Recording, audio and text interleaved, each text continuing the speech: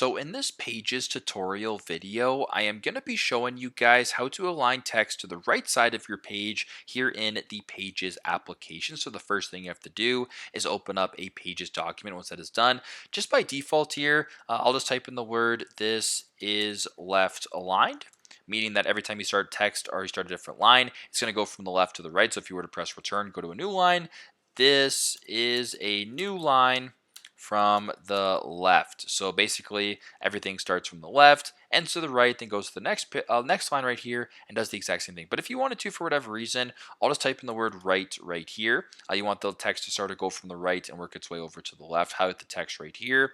Go to this where it says text color right here, right below that. By default, left align is highlighted. There's middle align right here. And what you want actually is right align right here. So it says align text to the right, press on that. This time when you type in text, it's always going to start from the right and work its way to the left. So super straightforward, super simple, but this is how to align text to the right side of your page here in the Pages application. Thanks again for watching, and I hope this video helps.